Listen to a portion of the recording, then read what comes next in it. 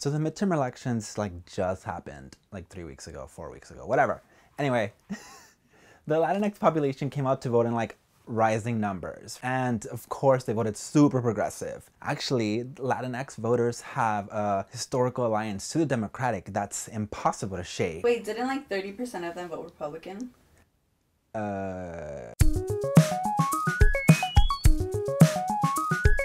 Hi, I'm Ruben, but you might know me as Queer Chicano Chisme. And today we're gonna talk about the Latinx vote. What is it? What does it even mean? Are we all really progressive? If so, like why the fuck did 30% of us vote Republican? How do you appeal to this voter? And is this the right Selena song for the rally? See, much like the greater US population, politicians also have a hard time understanding like what exactly Latinidad is and how to appeal to people who make up this like so-called community. For example, Hillary Clinton in her 2016 campaign has to go down like as one of like the cringiest like pandering to Latinx voters with her beady beady bum bum intros and her 7 ways that Hillary Clinton is just like your abuela. It was almost like her team saw a couple of We Are Me Too videos and just went like, we'll take it from here. And okay, let's make something here clear. Like, I'm not with her. Like, given all like the racist and xenophobic rhetoric that like Republicans have sped out since like they've become the monster that they are today, right? Like, you would imagine that like it would be like a no-brainer, right? To just get out the vote. You know, as she once said, Pokemon go to the polls. But I'm trying to figure out how we get them to have Pokemon go to the polls. If patterns that have been consistent since they started tracking Hispanic as like a voting group, they'll find that like we've consistently been like at least 30% Republican voters. When Reagan ran in '84, it was like 37% of us voted for Reagan. And in Florida, for example, like in 1984, he won like 80% of the Latino vote. 80 fucking percent. Reagan. That Reagan. Destabilizing Central America Reagan. Ignore HIV Reagan. Like that Reagan. 80% of the fucking Latinx vote in Miami. And 37% overall, again. Just to connect it to like modern times, right? Like George W. George W. Like he got like the same similar percentage, above 30% when he ran in 2000. This goes all the way to fucking Trump. Like all the way to Trump. It was like 30% of us also voted for him. Like, what the hell, y'all?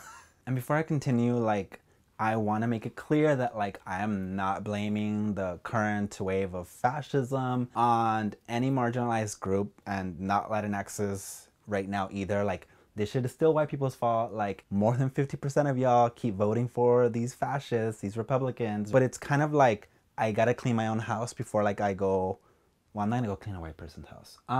Before I go, like, you know, throwing stones or whatever. So this is all just to like get us to understand like why this like marginalized group keeps voting conservative, and how acknowledging that can help us push this community like towards a more progressive stance overall. And so all this information is also to understand that like there's no one catch-all approach to appeal to Latinxs, right? Because when we talk about like the Latinx vote, we're talking about like at least like 50 million Latinxs, right? And out of these 50 million, like something like 36 million of them are Mexican Americans, 5 million are like Puerto Rican Americans, and like 2 million of them are Salvadoran Americans, and so on and so forth. It does a disservice to kind of group all these things together. So I'm gonna give you 6 things that directly affect like our Latinx voting patterns, but know that there's probably a lot different more, right? Because again, like this is me trying to like encapsulate like why Latinxs vote this way, right? Which like could take ages and people probably get paid hella money to do, and I'm kind of doing this for free.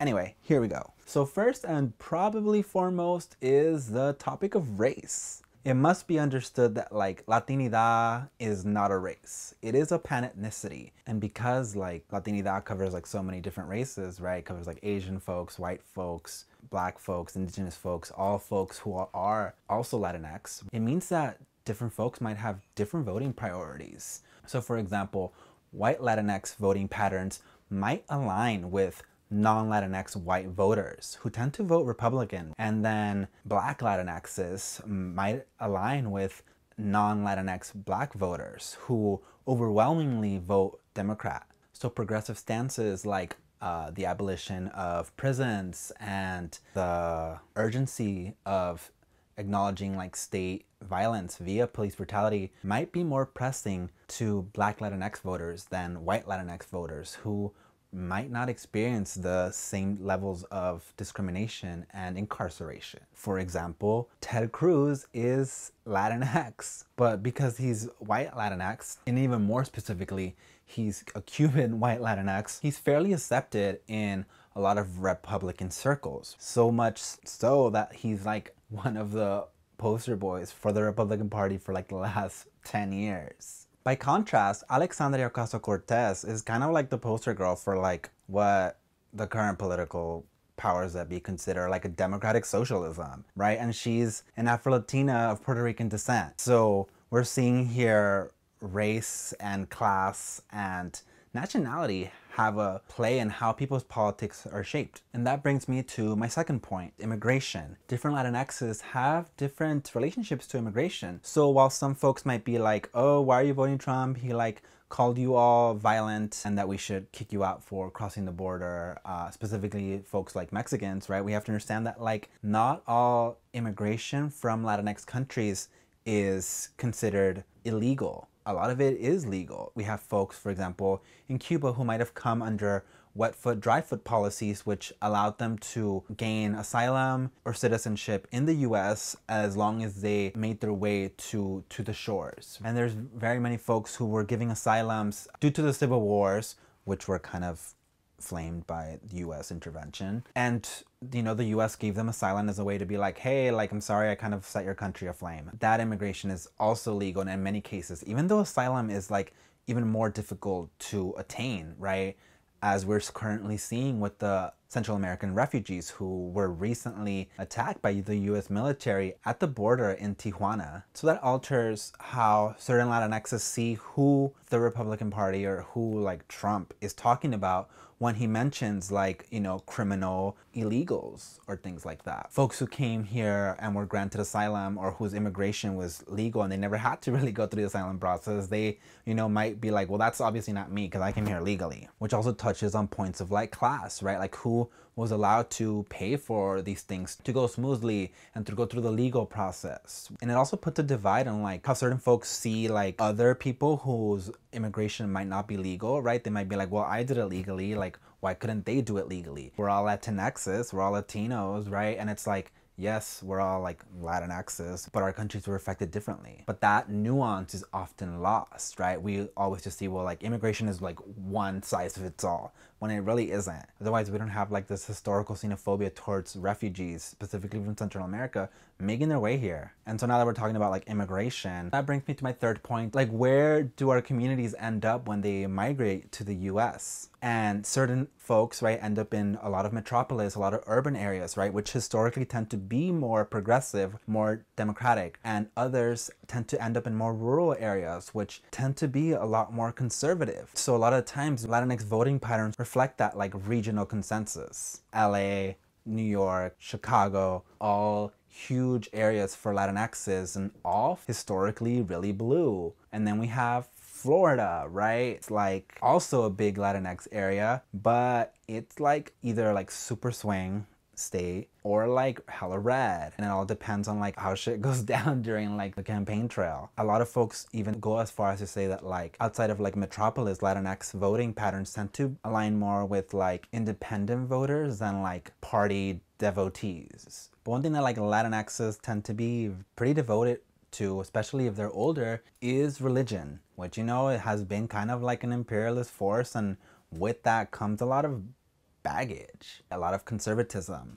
I remember specifically during the 2008 election, yes, I'm old, shut up, when same-sex marriage is on the ballot, a lot of Catholic and Christian orgs and churches themselves put up signs, held rallies, put out commercials, asking people to vote yes on 8 so as to take away same-sex couples' right to get married. And then we also look at historically like anti-choice stances, which tend to dominate a lot of religious spaces and unfortunately a lot of the parking lots of Planned Parenthoods, right? Wherein religious orgs tend to gather to try to convince people not to get abortions or to even visit a Planned Parenthood, which, like, by the way, doesn't just do abortions, they do all sorts of like medical services. But we have things like that, right? Same-sex marriage, abortion, or better said, like the right to, you know, have agency over your body as a woman or a person with a uterus. And so we have these historically conservative stances that are very important to certain people, especially older audiences. Some of our parents who are like, well, you know, I agree with a lot of stuff they say, but like, you know, they are pro-abortion or pro-choice. That is enough to make certain traditional Latinx households be like, I'm not voting for that. You know, as much good as it's done for people, politically, the church hasn't been very progressive, like straight up. Fight me. Point number 5, assimilation. This grand view that like if we do the right things and like align ourselves with like good old American values, right, we can gain some of the privileges of being a US citizen. But as I mentioned before in my birthright video, like the full privileges of like citizenship or like US citizenship aren't usually extended to marginalized groups, despite their best efforts to align themselves to the ruling powers. And that's not to say that it doesn't work for everybody, right? Like I mentioned Ted Cruz as not only like a white Cuban Latinx Republican, right? But he's been able to assimilate so well that people forget his real name is like Rafael. Oh my God, did I just dead name Ted Cruz? Whatever, it's Ted Cruz.